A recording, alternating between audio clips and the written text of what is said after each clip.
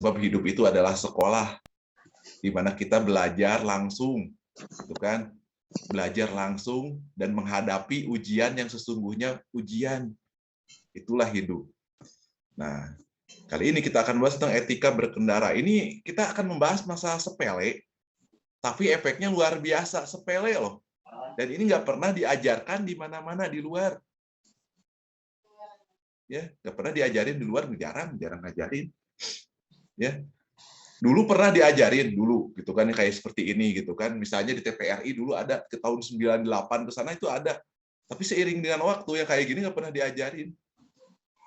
Ya, tahu-tahu kita ditilang aja gitu kan, tahu-tahu gitu kan, tapi kita sendiri tidak pernah disosialisasikan seperti apa sih gitu kan aturan-aturan tersebut gitu kan. Nah, ini makanya kita bahas sekarang hal yang sepele tapi efeknya sangat luar biasa, ya, tentang etika berkendara. Kenapa kita membahas ini? Karena ini sangat penting, ya. Makanya suksesnya suatu pendidikan dapat dilihat dari apa? Masih ingat nggak? Suksesnya suatu pendidikan? Mengendarai cara seseorang, Cara mengendarai seseorang kendaraan. mengendarai kendaraan. Nah, itu betul. Suksesnya suatu pendidikan dapat dilihat dari cara seseorang mengendarai kendaraan. Kenapa demikian? Kenapa nggak dinilai yang besar? Misalnya nilainya besar, nilai ujian nasionalnya besar, atau misalnya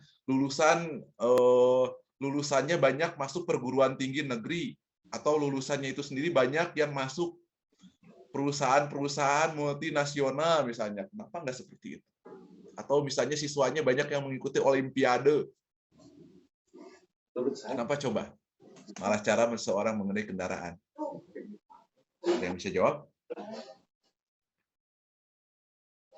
Kenapa suksesnya pendidikan dapat dilihat dari cara seseorang mengendarai kendaraan? Kenapa coba? So, masih ingat nggak? Woi, masih ingat nggak? Kenapa bukan dari nilai yang besar? Karena nilai itu sendiri dapat menipu. Nilai mah. Karena nilai mah hanya sebatas angka doang. Angka-angka yang ujung-ujungnya jadi kebanggaan, dibanggakan. Ya. Kenapa cara seseorang mengendarai kendaraan? Ya coba lihat orang-orang zaman sekarang mengendarai kendaraan kayak gimana. Ya. Sebab tujuan dari pendidikan itu sendiri ini nanti ada di ujian nanti. Tujuan dari pendidikan yaitu agar kita Anda semua yang di sini memiliki rasa kepekaan terhadap kemanusiaan. Ya, agar kita semua memiliki rasa kepekaan terhadap kemanusiaan. Kalau Anda tidak memiliki rasa kemanusiaan, berarti Anda tidak belajar atau bisa tidak sekolah. Ya. Tujuan dari pendidikan itu sendiri bagaimana kita itu sendiri memiliki rasa kepekaan terhadap kemanusiaan. Coba lihat di jalan, ada nggak orang punya rasa kemanusiaan nggak? Punya rasa empati nggak di jalan? Yang Anda lihat, yang Anda rasakan gitu kan? Kalau ada nyebrang suka dikasih nggak? Anda lagi nyebrang suka nggak? Gimana? Yang dikasih tergantung pengemudinya. Jarang kan, lebih banyak jarangnya. Paling dari 10 orang, 1 orang yang ngasih gitu kan. Mau di jalan itu lagi nyebrang dikasih nggak? Jarang. Apakah itu punya rasa kemanusiaan? Enggak. Itu yang satu. Terus yang kedua gitu kan, kalau misalnya kayak yang kecelakaan banyak yang nolong atau banyak yang nonton atau ngevideo. Video, nonton gitu kan. Nah, itu simple aja dah. Makanya suksesnya suatu pendidikan dapat dilihat dari cara seseorang mengendarai kendaraan. Ya, oke. Nah, ini hal yang terpenting bagi pengendara. Pertama, memiliki SIM A dan C. Kenapa kita harus memiliki SIM A dan C? Kenapa? Ayo, Anda mahasiswa harus tahu. Kenapa kita sebagai pengendara wajib memiliki SIM A dan SIM C? SIM B mah nggak mungkin. Mengemudi, Pak. Surat izin mengemudi. Oke. Kenapa kita harus punya surat izin mengemudi? Kenapa? Biar kalau ada apa-apa udah punya izin. Biar ada apa-apa harus punya izin. Oke, SIM itu sendiri surat izin mengemudi, bukan surat izin menikah lain, eta mah di KUL ya. Surat izin menikah mah. Oke, kita bahas ya. Kalau SIM B1, B2 mah nggak usah deh. Dan Anda bukan nyetir angkot gitu kan, bukan nyetir truk, SIM B2 gitu kan. SIM A dan SIM C. Kenapa kita wajib memiliki SIM? Tadi udah dijawab sama teman Anda. Sama, kahiji, supaya tenang. Kenapa supaya tenang? Karena kalau misalnya kita punya SIM gitu kan, kita tenang ya. Kalau ada polisi gitu kan, kita jantung kita nggak berdebar. Kayak yang punya hati aja sama polisi gitu kan, deg-degan gitu kan. Kita ketemu polisi. Nah, itu biar tenang. Ya, satu biar tenang. Yang kedua gitu kan, nah SIM itu sendiri gitu kan singkatannya surat izin. I-nya itu garis bawah ya, izin mengemudi. Di mana seseorang itu sendiri diizinkan oleh negara ya lewat kepolisian agar bisa mengendarai kendaraan di jalan. Kalau Anda tidak memiliki SIM, berarti Anda sebelum diizinkan oleh negara untuk membawa kendaraan, belum diizinin. Kecuali kalau misalnya di jalan komplek, di jalan gang, ya silakan aja. Tapi kalau misalnya di jalan raya, Anda belum diizinkan. Sebab Anda itu sendiri gitu kan, disahkannya oleh negara itu sendiri gitu kan, lewat surat izin mengemudi itu sendiri. Wajib ya, supaya kita tenang di jalan. Ya, tapi kalau misalnya kita sudah punya SIM, Anda jangan ngajago, jangan sok-sokan punya SIM seenaknya gitu kan. Karena kebanyakan gitu kan orang-orang itu sendiri yang punya SIM seenaknya kadang-kadang. Kenapa demikian? Karena orang punya SIM itu sendiri lebih lalai. Ya, rasa mana punya SIM dia seenaknya gitu kan. Ada saya punya SIM gitu kan, seenaknya, kebut-kebutan dan lain sebagainya. Jangan sampai demikian. Ya, sebab hasil penelitian gitu kan ya, hasil penelitian orang yang kecelakaan itu sendiri terjadi manakala orang yang kebanyakannya orang yang memiliki SIM loh. Kenapa banyak kecelakaan orang yang punya SIM? Sebab orang yang punya SIM itu lebih lalai dibandingkan orang yang nggak punya SIM. Coba orang yang nggak punya SIM, dia lebih paranoid.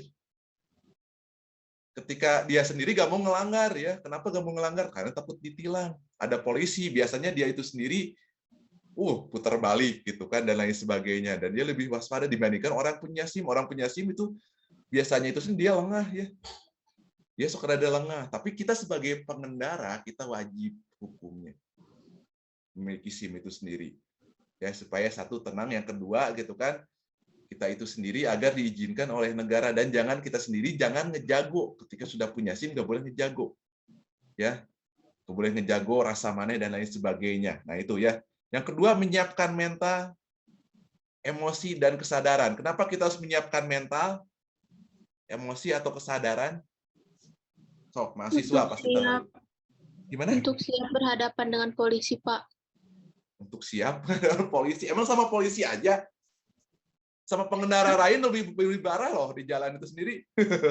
Sama ibu-ibu, Pak. Sama ibu-ibu, oke boleh. Oke, yang lainnya silakan. Kenapa kita harus menyiapkan mental, emosi, dan kesadaran? Kenapa kira-kira? Ya, atur nuhun tadi sudah menjawab. Oke. Kenapa kita harus menyiapkan mental? Sok yang lainnya, kenapa kita harus menyiapkan mental? Dari segi emosi kita dan kesadaran, kenapa coba? Kalau kita nggak salah, ngapain takut sama polisi? Abang nggak pernah takut sama polisi, kenapa nggak pernah ngalanggar? Nggak pernah. Kita lempeng aja gitu kan. Karena yang takut sama polisi itu orang-orang tukang ngalanggar, terpakai spion, knalpot gandeng, terpakai helm gitu kan. Jadi kita lempeng-lempeng aja. Gitu kan. Oke, kembali ke laptop. Nih, menyiapkan mental, emosi, dan kesadaran. Perhatikan nih, jangan pada ngalamun. Ya, menyiapkan mental. Kenapa kita harus menyiapkan mental? Sok, Anda kalau misalnya lagi emosi, ya lagi kesel, pakai kendaraan kayak gimana coba di jalan? Ugal-ugalan, Pak, kebut-kebutan. Kebut-kebutan di jalan, ugal-ugalan. Kemudian kesenggol dikit, ngambek, marah kan? Nah itu, kalau misalnya kita lagi emosi, bawa kendaraan. Terus kalau misalnya kita lagi sedih, bawa kendaraan kayak gimana coba? Lambat. Lagi galau. Oke, ngelamun ya? Itu membahayakan orang lain juga. Nah itu, jadi kita harus menyiapkan mental dulu kita. sebagai pengendara. Kenapa coba? Karena kalau misalnya kita lagi mood kita jelek bawa kendaraan, itu membahayakan orang lain, mudah kesinggung, akhirnya marah. So di jalan gitu kan tidak semuanya orang waras. Kebanyakan nggak waras. Ya, apalagi kalau misalnya kita sambil ngelamun gitu kan, ngelamun dikit aja bisa kecelakaan. Sok Anda pernah ngitung nggak berapa kali Tuhan menyelamatkan Anda ketika di jalan? Pernah nggak Anda ngitung? Pernah nggak? Nggak. Oke, pernah nggak Anda misalnya gitu kan mau tabrakan tapi diselamatkan oleh Tuhan? Pasti sering ya. Pasti. Anda harus bersyukur seharusnya. Ya, Anda harus bersyukur. Sebab di jalan itu nggak ada pengendara yang hebat, nggak ada. Pengendara yang hebat mah, pengendara yang hebat mah. Yang ada pengendara yang hati-hati. Ya, dan dia tidak membahayakan dirinya dan dia tidak membahayakan orang lain. Itulah pengendara yang hebat. Nggak ada pengendara yang hebat, musakti di jalan. Pengendara yang hebat itu pengendara yang selamat, nyampe ke tempat tujuan itu dengan selamat. Ya, dan dia berhati-hati dan dia waspada. Ya, sebab kita berapa kali coba kita diselamatkan oleh Tuhan. Jadi kita bersyukur ketika kita nyampe itu kita bersyukur sama Tuhan. Terima kasih Tuhan telah memberikan keselamatan. Kenapa demikian? Karena kematian tertinggi itu sendiri nomor 1 itu sendiri ya bukan karena penyakit. Ya, kematian tertinggi itu sendiri bukan karena penyakit, tapi karena apa coba? Karena kecelakaan lalu lintas. Coba lihat deh data di Jasa Marga Jabodetabek aja. Itu hampir 300-an kecelakaan lalu lintas itu sendiri. Itu efek-efeknya dari apa coba? Dari kelalaian pengendara. Makanya di Undang-Undang Lalu Lintas pun barang siapa yang karena kelalaiannya menyebabkan orang lain meninggal dunia, kelalaian. Lalai itu sendiri karena ngantuk, ya, karena ngelamun di jalan gitu kan. Nah ini kita harus hati-hati, waspada. Nggak semuanya orang waras di jalan. Kitalah yang waras. Ya, harus hati-hati, waspada. Nah ini makanya kita harus bisa menyiapkan mental. Terus yang ketiga, kendaraan harus sesuai dengan standar keselamatan. Kenapa harus sesuai standar keselamatan? Contohnya kayak gimana? Pakai helm. Spion 2, Pak. Pakai helm, spion 2. Oke, bagus. Terus apa lagi? Benar. Enggak. Klaksonnya sesuai. Klaksonnya sesuai. Knalpot. Knalpot, bukan klakson. Oke, knalpotnya sesuai. Terus apa lagi Standar coba? SNI. Oke, standar SNI. Boleh deh. Oke, terus apa lagi kendaraan yang sesuai standar keselamatan? Dan seperti apakah itu? Oke, kita bahas deh. Misalnya gini, Anda misalnya motornya diganti sama ban yang kecil, ban cacing gitu kan. Nah, itu bahaya. Kenapa bahaya? Kalau misalnya musim hujan kayak gini gitu kan.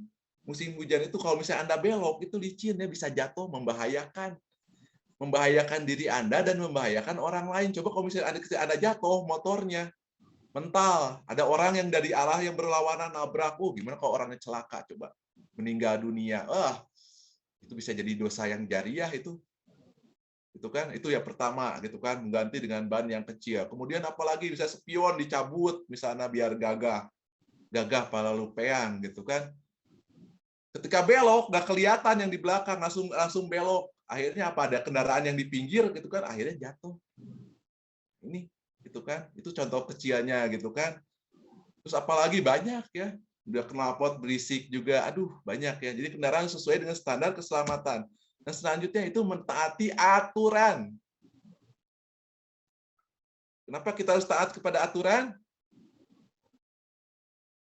Untuk menghindari kecelakaan.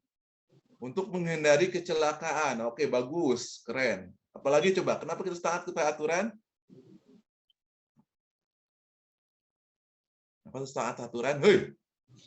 Kenapa ya, mahasiswa? Anda lebih tahu dari Abah ya? Pasti. Kalau mahasiswa masih idealis.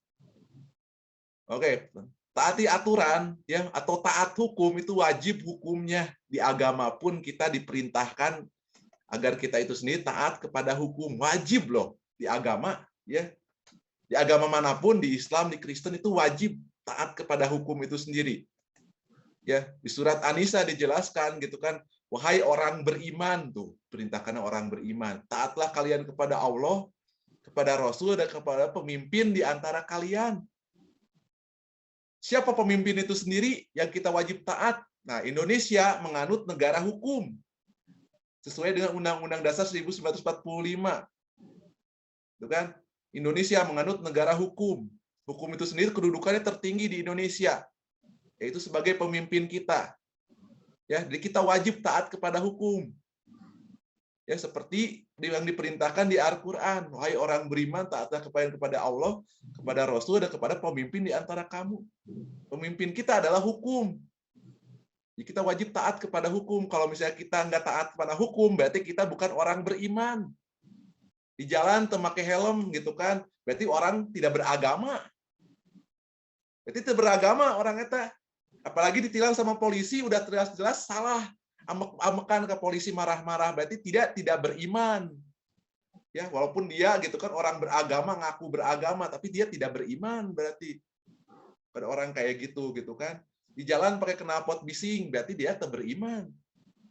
Orang beriman itu sendiri pasti dia taat sama hukum, tahu gitu kan. Mengetahui dan dia menjalankan dengan baik. Itulah orang beriman. Itu di Islam ya, di Kristen pun sama. Wajib taat kepada hukum gitu kan. Nah, ini mentaati aturan itu wajib ya. Supaya apa? Supaya terjalin aman, tertib dan lain sebagainya. Selanjutnya tanggung jawab. Bagi pengendara yaitu tanggung jawab. Kenapa kita harus tanggung jawab? Tanggung jawab seperti apa, hei? Kita sebagai pengendara tanggung jawab seperti apa sih? Ya ada nggak orang-orang Tanggung jawab dengan kendaraan kita dan nyawa orang lain. Tanggung jawab dari kendaraan kita dan orang lain. Oke, bagus. Yang lainnya, tanggung jawab seperti apa sih kita sebagai pengendara? Melanggar aturan siap ditilang. Oke, bagus. Berani berbuat, berani bertanggung jawab. Terus apa lagi? Tadi apa, Nad? Menaati aturan, Pak. Menaati aturan. Oke, kita bahas ya. Tanggung jawab seperti apa? Seperti kita sebagai pengendara. Kita sebagai pengendara itu kan memiliki tanggung jawab kita sebagai warga negara. Misalnya taat kepada hukum, tadi bagus. Terus yang kedua, tanggung jawab seperti apa sih? Untuk kita sebagai pengendara, tanggung jawab kita sebagai pengendara yaitu bagaimana kita itu sendiri bisa gitu kan, bisa mempertanggungjawabkan orang yang dibawa oleh kita. Anda ngebonceng teman Anda, gimana caranya teman Anda supaya selamat? Misalnya pakai helm juga dong, jangan sampai Anda ngebonceng teman Anda nggak pakai helm. Terus Anda jangan sampai ugal-ugalan yang membahayakan gitu kan penumpang yang di belakang Anda. Kalau misalnya mobil gitu Anda bisa menyelamatkan orang yang dibawa oleh Anda. Terus tanggung jawab seperti apa sih? Siap konsekuensi yang kita lakukan. Misalnya di saat kita ngelanggar, kita harus siap dengan konsekuensi yang kita lakukan. Kalau diberhentiin polisi, jangan nyalahin polisi, Anda sendiri harus introspeksi. Suruh siapa Anda ngelanggar? Ya, kalau diberhentiin ya berhenti. Siap dengan konsekuensi, berani berbuat, berani bertanggung jawab, jangan jadi pengecut, kabur gitu kan. Terus kalau misalnya nabrak di jalan, nabrak orang atau nabrak mobil gitu kan dari belakang karena ngelamun kita. Nah, kita siap tanggung jawab. Ya, jangan sampai kabur gitu kan, kabur buru-buru kabur, pengecut itu mah. Ya, mental pengecut.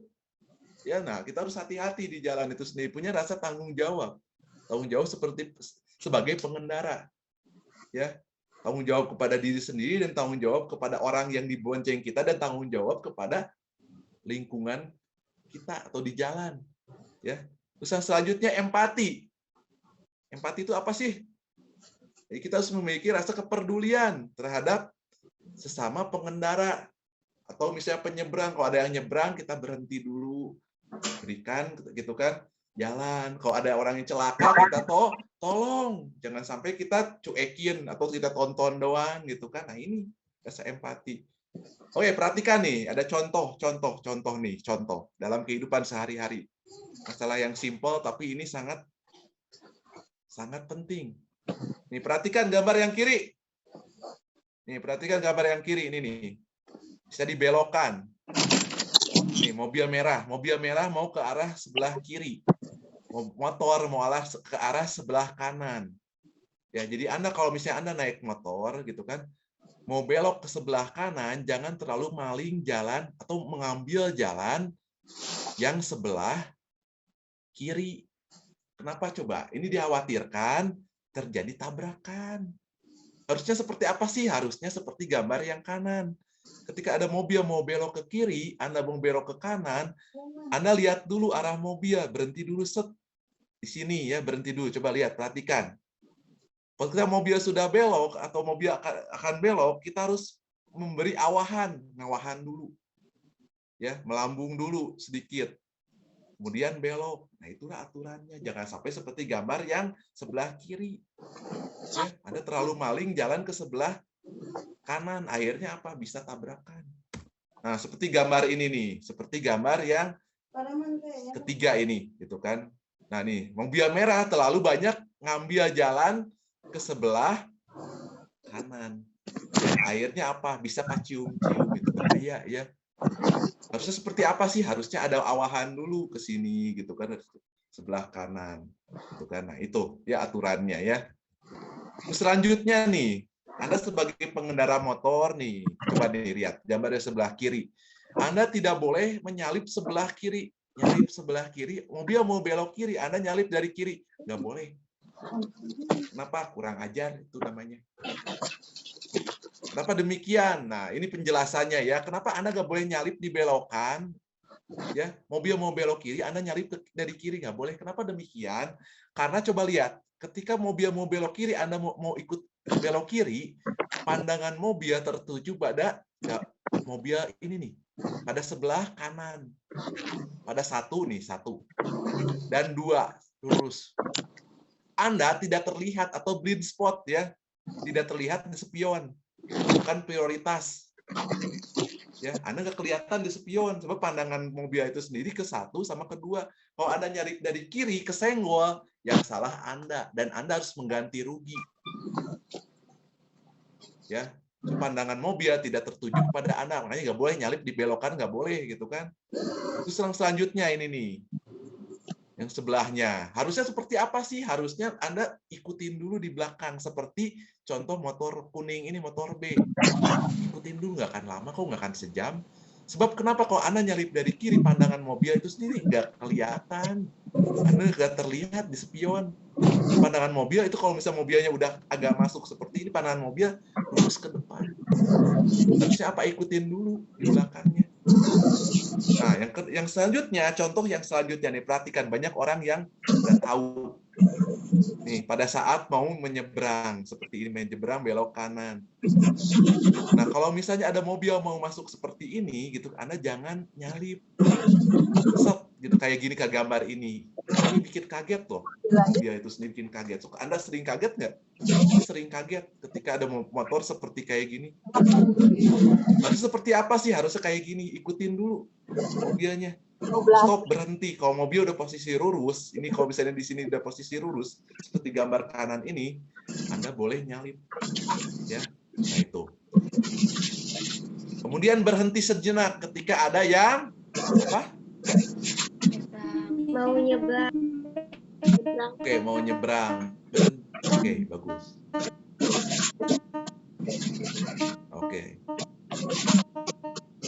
Oke, suaranya agak ini ya. Oke, kita lanjut. Hatur nuhun. Gimana? Kita lanjut ya.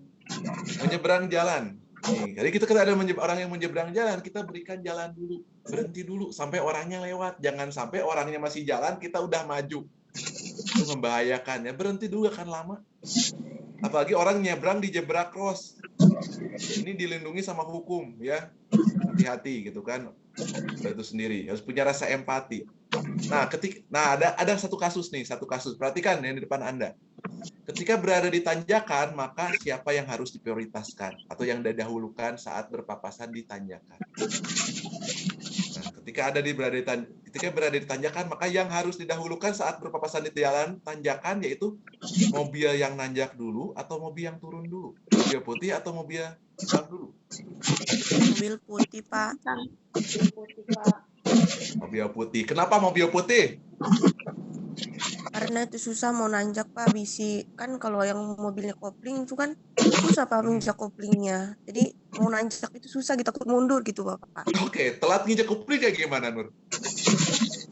Kalau yang nggak kopling, Telat gitu nginjak koplingnya karena panik. Akhirnya apa yang iya, terjadi? iya, Pak. Soalnya saya pernah, Pak, bawa mobil kopling gitu. Pas tanjakan, kaget ada mobil dari atas, jalannya kecil gitu, Pak. Begitu dia nggak mau ngalah, jadi hampir mau mundur lagi gitu, Bapak. Oke, ya itu bahaya ya, bahaya. Oke, siapa yang dia?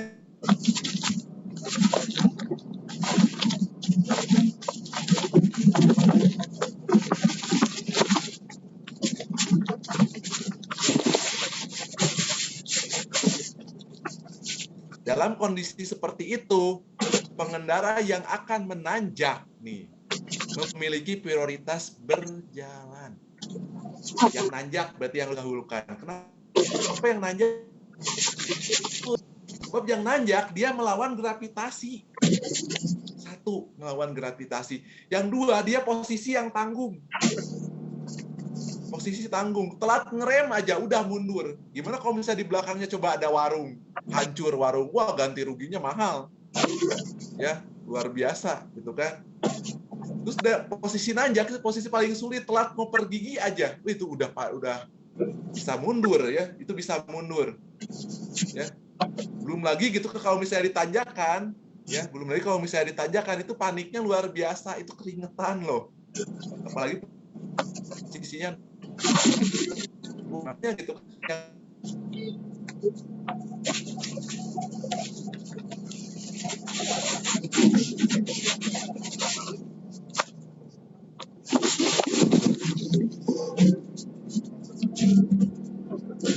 Kita diem, yang turun diem dulu, tinggal ngerem kok kita. Nah itu ya aturannya. Nah siapa yang diprioritaskan terlebih dahulu? Di sini, kalau misalnya di jalan, itu kan jalan. Biarin deh, butut-butut dia ya. Ini mobil parkir di bahu jalan. Kemudian ada mobil ke arah bawah, ke arah selatan. Kemudian Anda naik motor, mau ke arah utara. Siapa yang harus didahulukan? Mobil dulu atau motor dulu?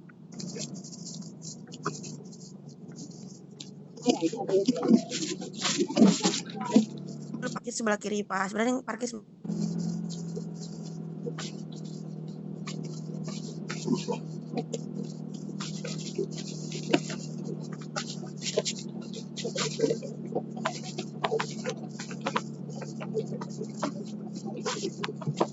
ya. Kenapa mobil duluan? Kenapa mobil merah yang duluan? Sebab jalan motor digunakan parkir sama mobil. Jadi motor itu sendiri tidak memiliki jalan. Sedangkan mobil dia udah di jalurnya dia. Jadi kita harus berhenti dulu, tunggu dulu mobil lewat, baru kita masuk. Mau kita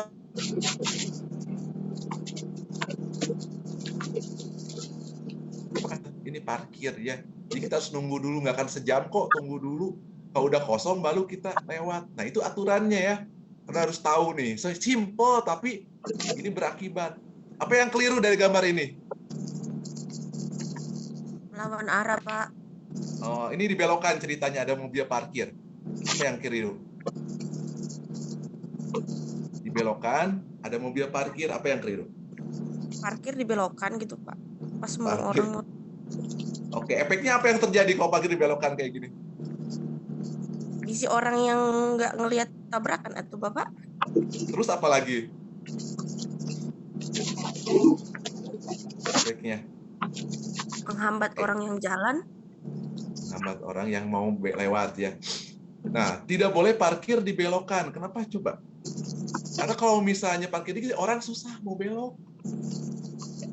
Karena di jalan itu sih tidak semuanya orang bisa naik mobil. Kalau kesenggol gimana coba? Mobil kita akhirnya gitu kan rusak gitu kan.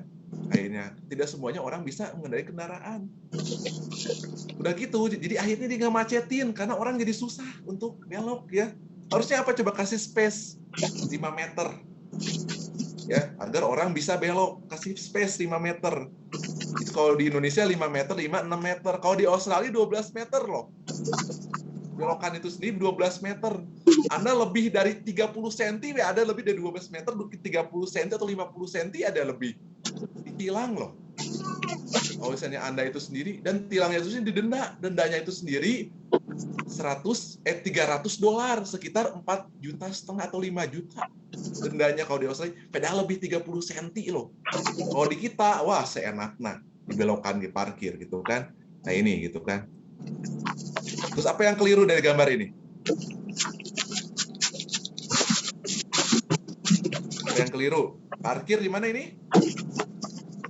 Di tengah jalan, Tengah Pak. jalan. Parkir di bahu jalan. Apa yang terjadi kalau misalnya parkir seperti ini? Macet. Macet. Udah gitu apalagi?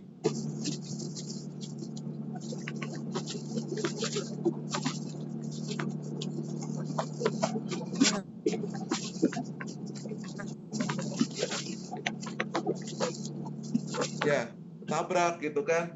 Nah ini, apalagi kita lihat tuh di depan STKIP tuh. Tuh kan, tuh pada parkirnya seenaknya, aduh luar biasa. Ini nggak boleh parkir di sini ya, di bahu jalan. Maksudnya di bawah jalan, ini efeknya itu satu macet. Kedua, kalau ada orang lamun kesenggol. Ya, bahaya, ini bisa terjadi kecelakaan. Terus seperti ini, parkir di depan gerbang orang. Ya, terus parkir sembarangan kayak gitu, tahu jalannya kecil, parkir sembarangan kayak gini. Gitu kan. Makanya nih, punya mobil nggak punya garasi, nggak punya parkiran gitu kan, mending jual aja mobilnya, beli parkiran. Mending gitu ya. Nih, aturan bertanya alamat. Kayak gimana sih aturan bertanya alamat? Kalau nanyain alamat kayak gimana?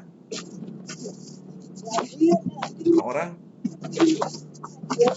Biasanya permisi dulu gitu, Bapak. Baru Permisi izin dulu. boleh bertanya, Pak, alamat ini di mana ya kira-kira, Pak?